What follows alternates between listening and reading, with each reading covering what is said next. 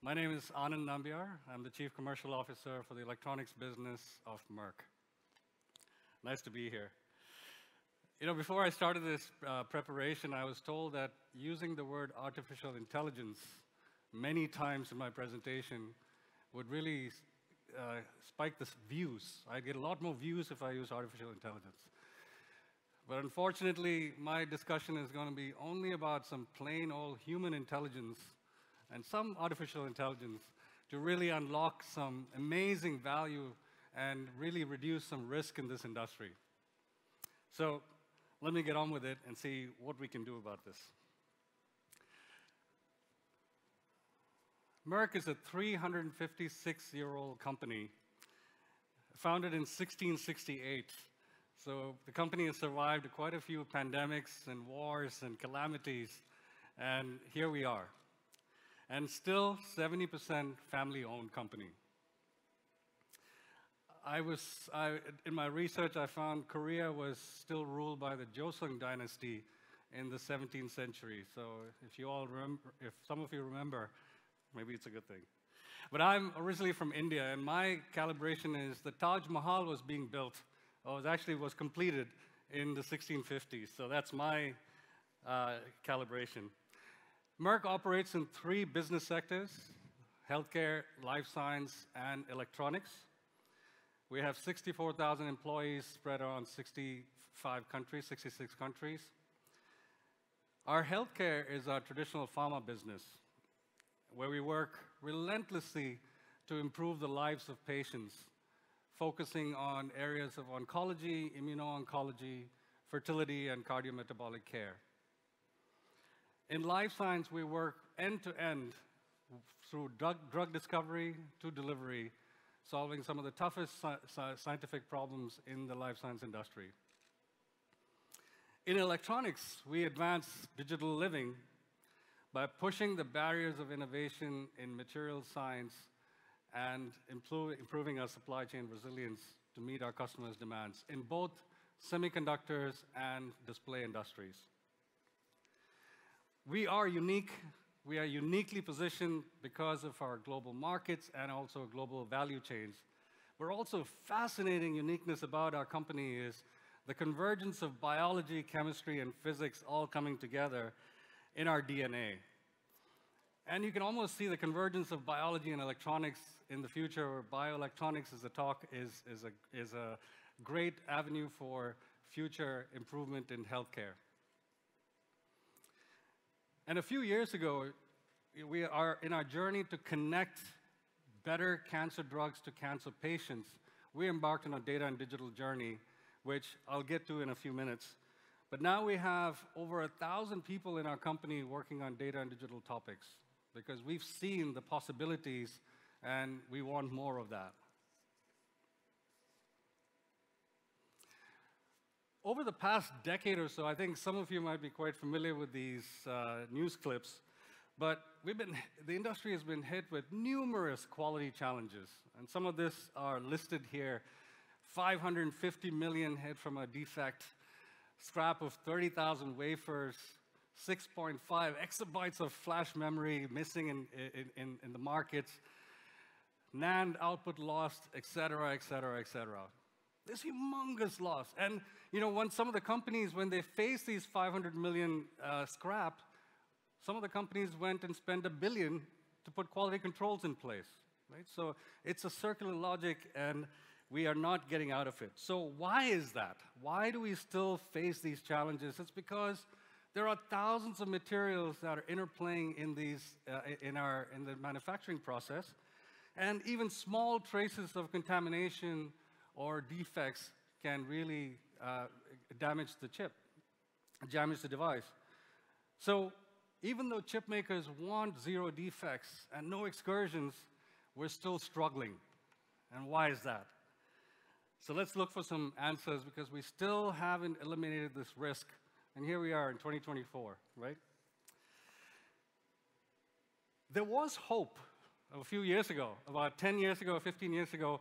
If you see on the left-hand side, this is a chart that was published in one of the semiconductor conference by one of our customers, which talks about the number of quality excursions and issues that are happening in the world. And there was hope because these issues were constantly being controlled and getting better till somewhere about 10 years ago, where it started getting worse again. Why is that? Because 20, 30 years ago, we didn't use so many elements in the periodic table. And today, we are either researching, manufacturing, or supplying over 70 elements in the periodic table. So of course, the risk has become much more, and the complexity has become much more. So, despite all of this, if you think about this, as materials are introduced, more and more quality checks are introduced to make sure that these are controlled. Many of these were probably placed decades ago, maybe 20, 30 years ago when some of these products were introduced, but we're still doing it. We still continue to manage and control and measure all of these various things, but yet we still have excursions. So what's going on? And can you imagine if this scales? For the next 10 years, how do you scale this? It becomes an enormity. It becomes very challenging. So what do we do? Let's take a look. This is a rather simple and boring chart compared to some of the other slides I've seen. But on the left-hand side, and it's a very cliche chart because you've probably seen some of these in many, many data and digital presentations. But let me walk you through a story. I'm an electrical engineer by background, and my background was in lithography, and then I moved into back-end wafer test. And somehow about 15 years ago, I found myself in a chemical company managing the manufacturing operations. And what I realized was there was an enormous amount of energy, an enormous amount of effort put in managing and addressing quality issues.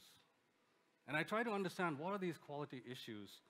And it was a rather odd situation where the materials companies are saying, or we were saying, well, we're meeting all the specifications that the customer has asked us. We're meeting all the certificate of analysis requirements of the customer, but the customer says it doesn't work. So what do you do? Where do you go from there? And this is perennial. It's been happening for years and years and years, and it's a constant deadlock where we've had for so long. And when these problems happen, the supplier, the materials company, will go into an exercise of collecting or taking into account all the data from raw materials to in-process, finished goods, all the QC data, and all of these are sitting in individual silos in some places, and you try to make sense out of it. We would spend weeks, months, sometimes years to come to a resolution, and even then, the resolution is probably what I call a Band-Aid, maybe a best foot forward, but with additional quals and checks in place. I also couldn't wrap my arms around the fact that I'm not a chemist. I couldn't wrap around the fact that when we ship these chemistries, how does it perform electrically? And nobody could answer that question because we didn't have the data again of what is the transfer function between these chemistries that we supply and the electrical performance at the end of the day in the fab, right? So we didn't have that. Again, because data is reviewed in silos, in different fragments. And about a few years ago, I was done with it. I left the job, and I went into the pharmaceutical sector for a few years, hoping that this will all be solved by the time I come back, or hoping this will all be solved. But 3 or 4 years later, I came back to the semiconductor industry, and the problem is still there. We're still dealing with the same issues of my specs are good, and the customer says, well, they're not working. So what is going on? But the fortunate thing was when I came back in around 2018 and 2019, the left-hand side, the good thing was there were a lot of momentum in the environment, in the marketplace, in the ecosystem with regards to availability of data scientists, resources, the skills married to functional engineering who can make sense out of the data. Companies were a little bit more willing to start sharing data because the problems are getting much more difficult to solve. Merck had embarked on a healthcare journey, which I mentioned, to connect cancer patients to cancer drugs better.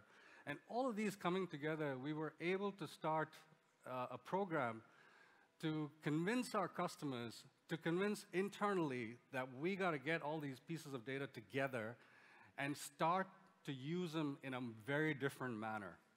And we did it. And with many customers, we have engagements where we have brought all these data to the cloud, and we are analyzing and we're learning some things phenomenal over the last few years. What did we do exactly? I mean, it sounds very simple, but first was just access and expanding the data set.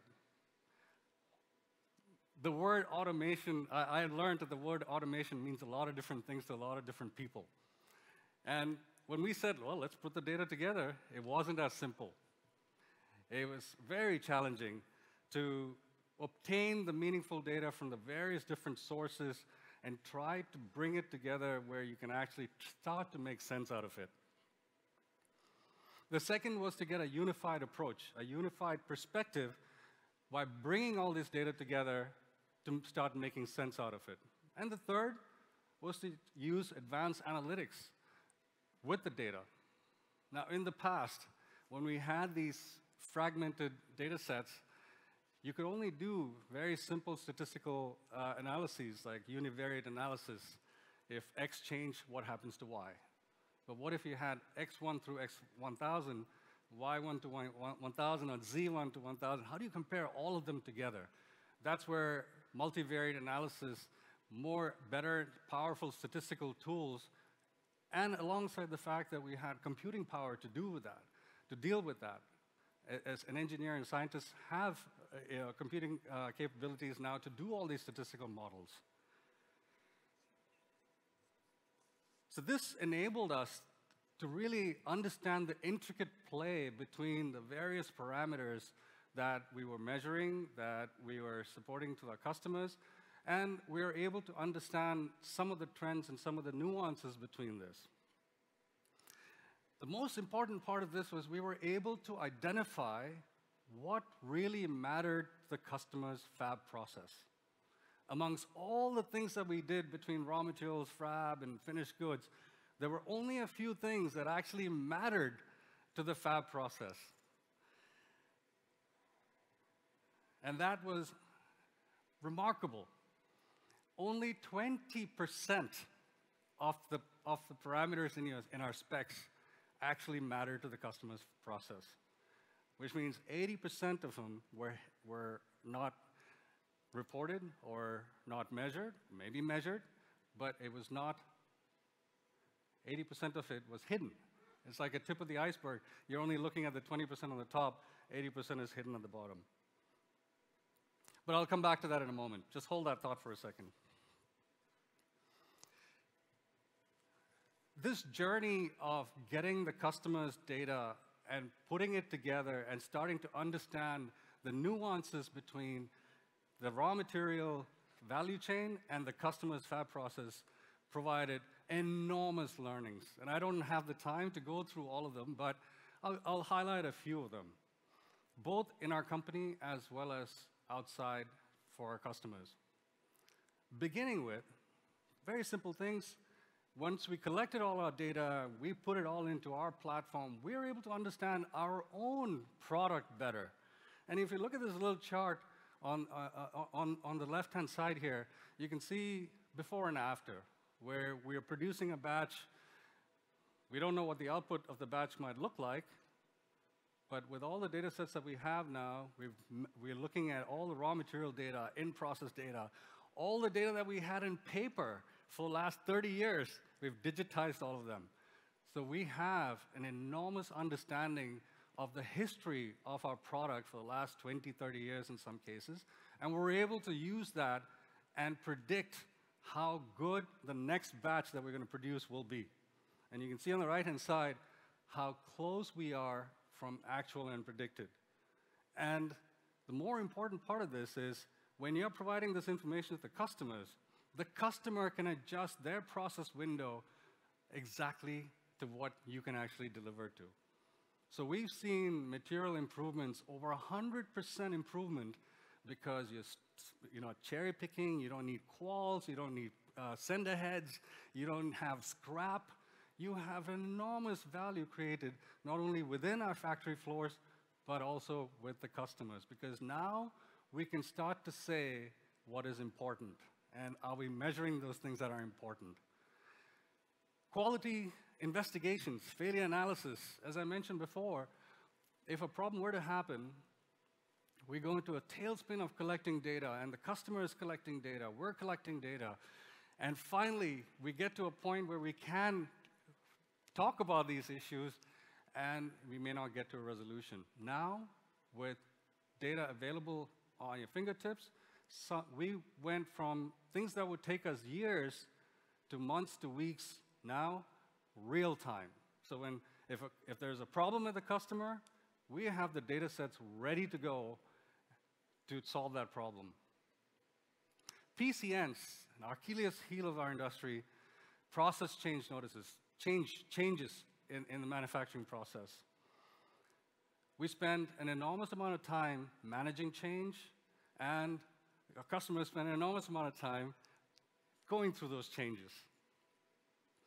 We've had a great use case, a couple of different use cases, where we were able to use the same methodology of fully linking the raw materials in process to the customer's fab process. And now we had a certain geopolitical tension, and our customers came and said, well, we need to find a new raw material because the raw material source is not good. Now, these things would have taken 6, 9, 12 months to go through that process. But again, in this case, we were able to do this in weeks. And the most important and exciting thing for me was not a single wafer was run. And this is a dielectric material, permanent layer. I'm not talking about some simple material. This stays on the chip.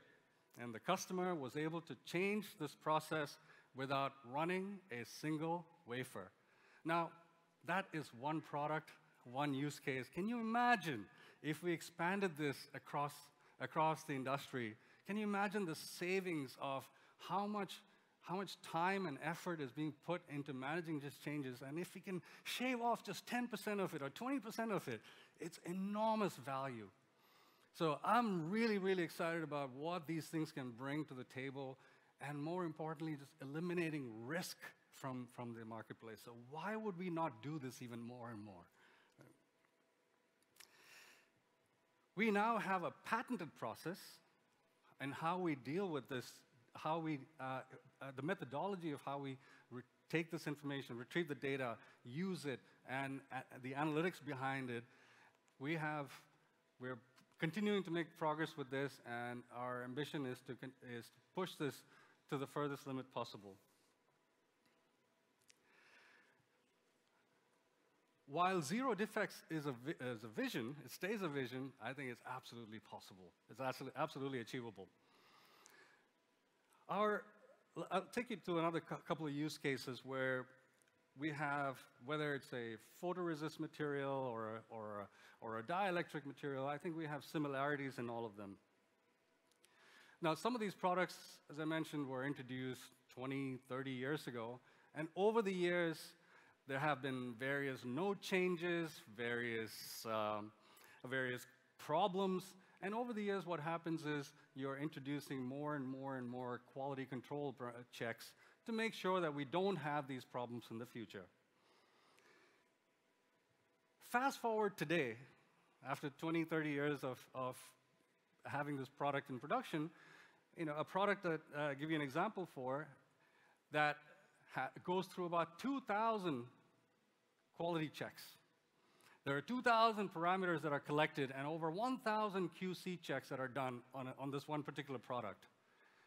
And when we correlated this to the customer's process, what we understood was out of these 1,000, only less than 50 actually had an impact on the customer's process. And remember I was telling you earlier, 80% of the issues that happen in the customer, 80% of the problems that could happen are not captured in a spec and C of A. Here was the proof point. We have thousands of parameters that we're measuring. And measurement means there's people, there's material, there's equipment, it's money, it's time, it's money. And if you extrapolate this, whether it's a permanent layer dielectric, whether it's a photoresist, or whether it's something else, a slurry, all of these have it built in. We have a lot of QC and a lot of quality checks that are probably not necessary anymore. And how do we solve this is we have to collaborate more deeply with the customers and try to understand why do we have all these checks 15 times in the value chain. If you imagine Merck has 3 suppliers and we are doing QC of ours, over 1,000 QC checks, our suppliers are doing the same thing, our sub-suppliers are doing the same thing. A lot of redundancies. But now's the time we can bring it to the table and say, what do we want to stop? We've got to stop doing stuff in order to remove costs from the system, and this is one way we can do that. And it is because of the fear of the unknown. Why do we need QC? Why do we need all these quals? Because of the unknown. And now with data, we can characterize the unknowns much better, and therefore stop doing stuff that are non-value added.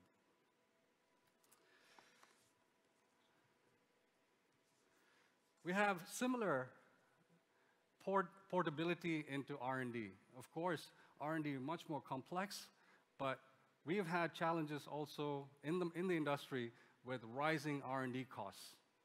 Material innovation can take a long time, and of course, introducing the material into the fab can even take longer. Molecule discovery, material scale-up could take anywhere from 5, 10, even more than that in some cases. How do we address that as our customers are going faster and faster into node shrink and into node changes? There is the fundamental problem, of course, is where we've come from. We've come from a very fragmented sort of R&D space where we have experimental data sets sitting all over the place in many different countries, many different R&D labs, many different legacies. And as an industry, as we come together, we're seeing that if we have the ability to connect some of those dots between the R&D centers, again, we can create magic. One such example I'll take you through is, in a materials company, typically what happens is there's a requirement for a new molecule. We go through certain DOEs to find the right material. Then you go do some experiments to find the interaction of that material with other materials that you're using. And then you have to figure out how to scale it up. Because many, many a times we find great chemistry, but it just cannot be scaled. So it's 3 intricate processes that needs to come together and come together fast enough to make this magic happen. Recently, with regards to sustainability, there's been a lot of requirements from our customers to go change materials, find alternatives, eliminate high carbon footprint products, and so on and so forth. Recently, we had a requirement to also remove PFAS from one of our key products that we supply to a leading edge technology customer. We were able to do this. Some things that would have otherwise taken us, again, years, we were able to do this quite fast. Again, when the customer said we need these alternatives, we went through the same process of understanding what could be the possible molecules that we can look at, using computational modeling, trying to find the different interactions and interfaces between the other materials, and of course, using simulation models to see how does this scale up? What do we need to do to improve the scale-up success, and et cetera? And all of these 3 things, when you combine it together, and if you're able to pull it off in an efficient manner, what would have otherwise taken us, again, 3, 5, 10 years, we were able to do this in less than 1 year.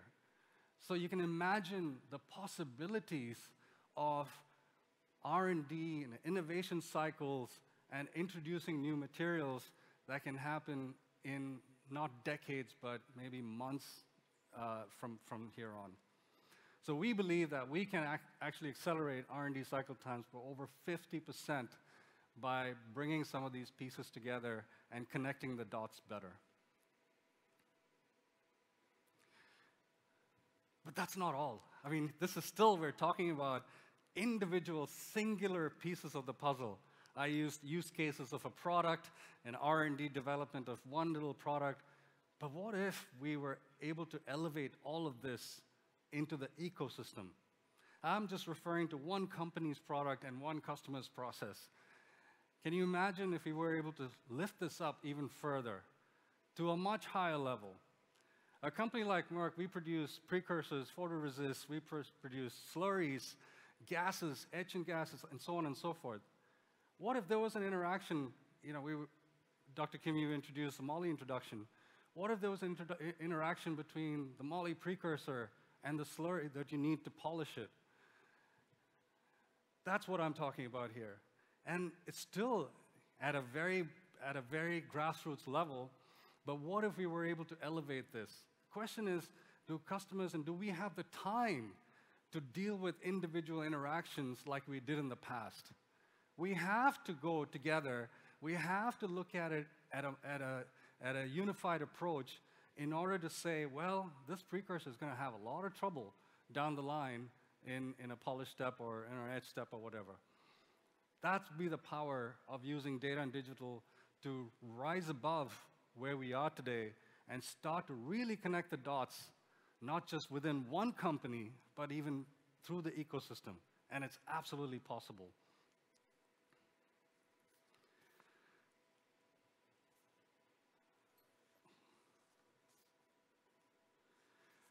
So I want to leave you with just a couple of messages. We've tried many different things. We've tried many different ways to get better in this industry when it comes to quality, when it comes to R&D. And now, with data and digital being around us, with a little bit of human intelligence and a little bit of artificial intelligence, we can really unlock some amazing value in this industry, in this value chain. We can remove risk like we've never done before, reduce cost, and more importantly, time. Because our industry, time is of the essence.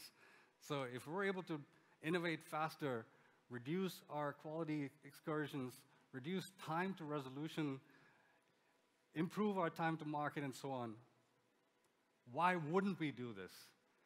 So my call to all of us here is, can we avoid, or how can we not afford to go forward and collaborate a lot more strongly and make sure that we are rising above these individual data collaboration and look at the ecosystem more broadly? Thank you very much for listening, and have a good SEMICON career. Thank you.